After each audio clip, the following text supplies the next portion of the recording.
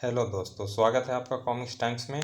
और आज हम शुरू कर रहे हैं बाज सीरीज की पहली कॉमिक्स, जो कि बाज की भी पहली कॉमिक्स है। ये अच्छी कॉमिक्स है दोस्तों, चलिए शुरू करते हैं इसे बिना समय गंवाए। और अभी तक आपने हमारे चैनल को सब्सक्राइब नहीं किया तो प्लीज़ सब्सक्राइब कर दें। चलिए शुरू करते हैं। कुख्यात हत्यारा देव जेल तोड़कर फरार हो गया।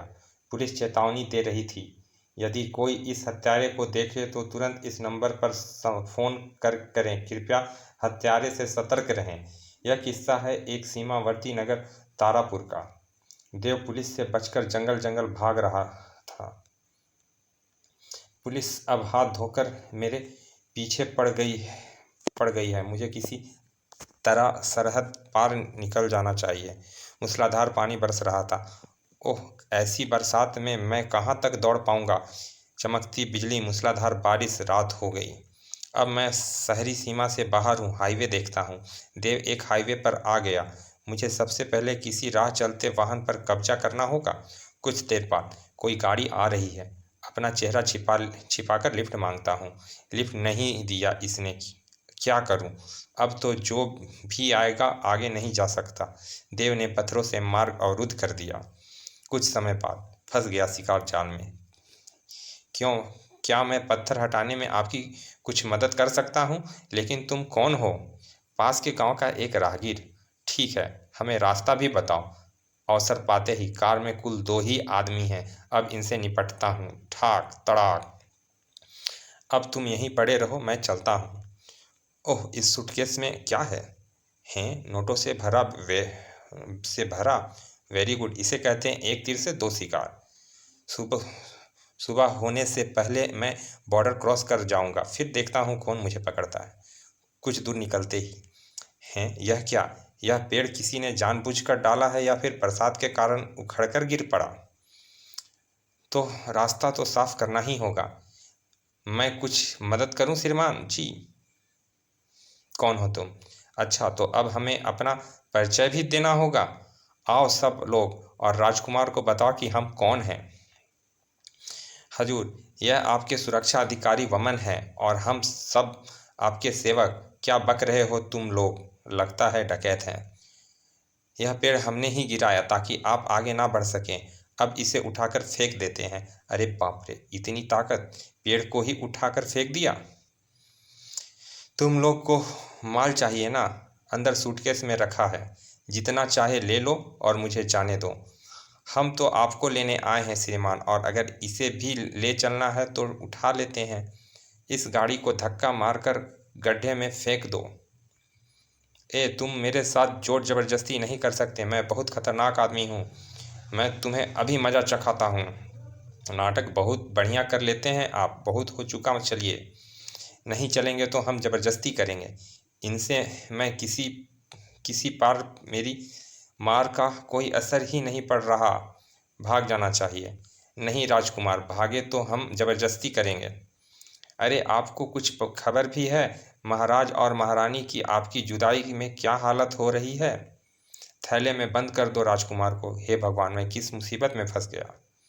अरे, मैं कोई राजकुमार नहीं हूँ। कहाँ ले जा रहे हो मुझे? छोड़ो। पता नहीं किस चक्कर में फंस गया। जब देव को थैले से बाहर निकाला गया। मैं कहाँ हूँ? आप अपने महल के शयन कक्ष में हैं। शयन कक्ष में? यह जगह, यह सब मेरे लिए अजनबी है। तुम आखिर हो कौन? देखो भाई, तुम इस सूटकेस के सारा रुपए ले लो, मगर इस गोरख धंधे से मुझे मुक्त कर दो। देखिए राजकुमार, आपके साथ अगर हमने कोई जोर जबरदस्ती की तो वो हमारी मजबूरी थी। उसके लिए हम क्षमा प्रार्थी हैं। हमसे महाराज का दुख देखा नहीं गया और हम आपकी तलाश में निकल पड़े। बहुत जगह ढूंढने के बाद अचानक एक दिन हमें आपका पता चल गया। एक अखबार में आपका फोटो छपा देख हमें आश्चर्य तो हुआ पर खुशी भी। अखबार में छपा था कि पुलिस ने एक बहुत बड़े पेशेवर हत्यारे को पकड़कर जेल में डाल दिया। इस हत्यारे का सारा इस हत्यारे के सारे सरहदी इलाकों में आतंक था। खैर, तब हमने योजना बनाई कि आपको जेल से निकाला जाए। क्या मतलब? जेल में धर्मा नाम का जो डाकू आपको मिला वो हमारा ही एक जासूस था, जिसकी मदद से आप जेल से फरार होने में कामयाब हुए।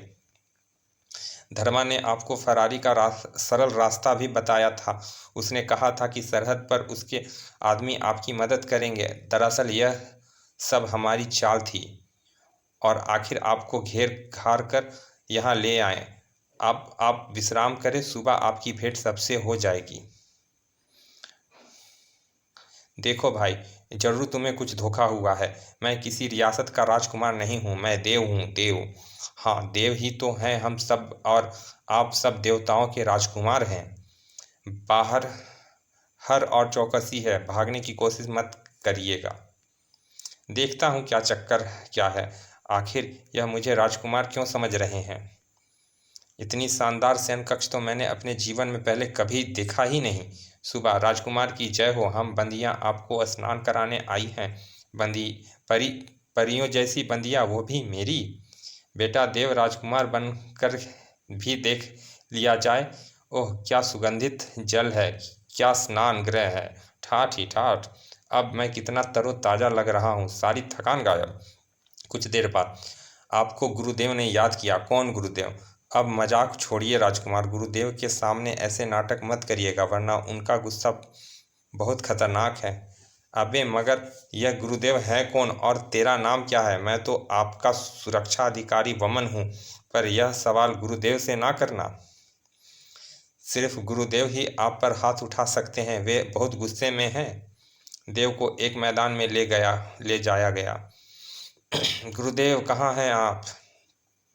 वह कौन बैठा है पेड़ के पत्तियों पर? पेड़ की चोटी पर पत्तियों पर बैठा चुटियाधारी बाबा आ गया नीचे। राजकुमार, क्या तुम शिष्टाचार भी भूल गए? गुरुदेव को प्रणाम करने का आदर सत्कार भी भूल गए?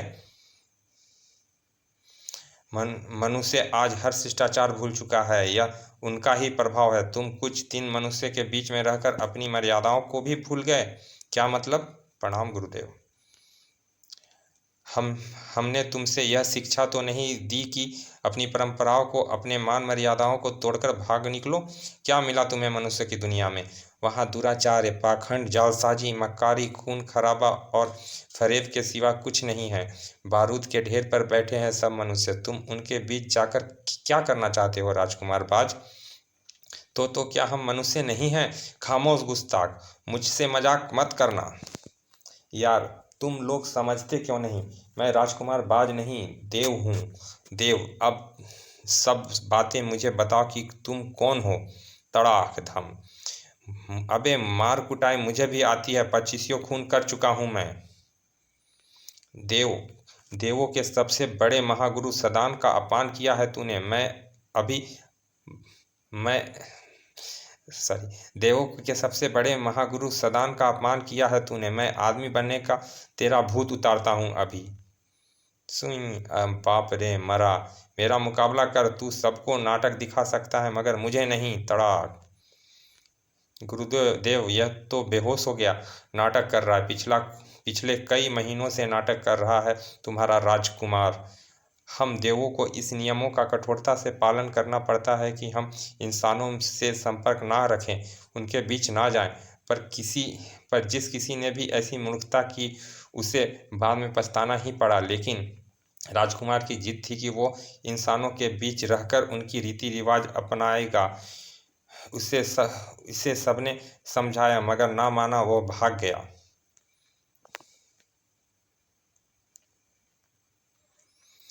खैर, अब यह नाटक कर रहा है जैसे राजकुमार बाज है ही नहीं। राजकुमार बाज की जगह किसी और को पकड़ लाए हों। मारे गए गुलफाम, तो क्या यह सब इंसान नहीं, भूत प्रेत जिन देव? ओह, देव हैं यह सब। और राजकुमार बाज अवश्य ही इनका राजकुमार है, जिसकी शक्ल मुझसे मिलती है। क्या फर्क पड़ता है अगर मैं राजकुमार बन जाऊं? ऐसी ऐस होगी भूतों के राजकुमार। अगर इन्हें पता चल गया कि मैं आदम आदम जाति का हूँ, तो यह कभी असली राजकुमार आ गया तो। पर अब भी इनको पता चला कि मैं इंसान हूँ तो भी मार डालेंगे मुझे।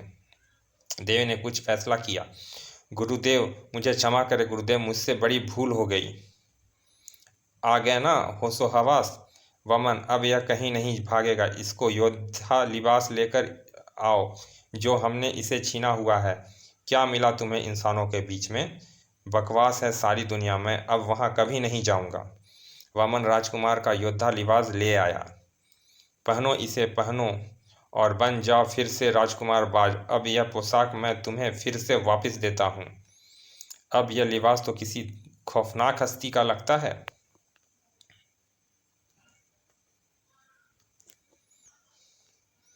हाँ, अब तो तुम्हें याद भी आ गया ना कि तुम्हारा प्रशिक्षण कहाँ तक हो गया था।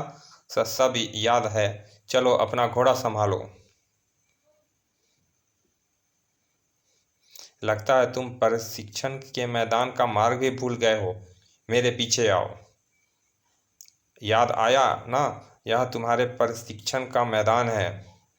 गुरुदेव, मनुष्य के बीच कुछ दिन रहकर मेरी हाजमा तो खराब हो ही गई, याददाश्त भी कुछ कमजोर पड़ गई है। चलो यहाँ से उस पर्वत की चोटी पर एक ही छलांग में पहुँचो और उस चोटी पर जो ध्वज लहरा रहा है उसे 20 पल में लेकर आओ। यहाँ से मैं किस तरह छलांग लगा सकता हूँ भला? वह तो बहुत ऊंची पहाड़ है। क्या तुम्हें यह भी याद दिलाना होगा कि इस लिबास को पहनकर तुम इस तरह की छोटी मोटी उड़ान भर सकते हो? मैं उड़ सकता हूँ। अपनी दाईं कलाई में लगा लाल बटन दबाओ और पहाड़ की चोटी पर पहुँचो। याद रखना, इस ध्वज की रक्षा एक जंगली भैंसा कर रहा है जो तुम्हें देखते ही तुम पर झपट पड़ेगा। इस भैंसे को खत्म किए बिना तुम ध्वज तक नहीं पहुंच सकते। तुम्हें ध्वज जमीन से उखाड़ कर लानी है। समय कुल 20 पल। 20 पल में जंगली भैंस भी मारना है और ध्वज भी यहाँ लानी है। 1 2 3। बकवास बंद करो। चलो मैं 3 की गिनती गिनता हूँ। 3 गिनते ही तुम्हें उड़ जाओगे। 1 2 3। सचमुच बटन दबाते ही उड़ चला मैं। और अब पहाड़ की चोटी पर। अरे बाप रे, यह ध्वज के चारों तरफ घूम रहा है। अब मुझ पर झपट पड़ा। तड़ाक, उफ उफ, ढक। ओह, यह तो नीचे गिर रहा है। इसे हो क्या गया है? क्या तुम सब भूल गया राजकुमार बाज? वह भैंसा नहीं गुरुदेव, वह मुझसे नहीं मारा जाएगा। बाज बाज चक्र होते हुए भी तुम एक भैंसे को नहीं मार सकते? बाज चक्र? देखो, यह है बाज चक्र और सॉरी, इसे इस तरह काटा जाता है। इस तरह काटा जाता है इससे। बाप रे, पेड़ ही कटकर गिर पड़ा।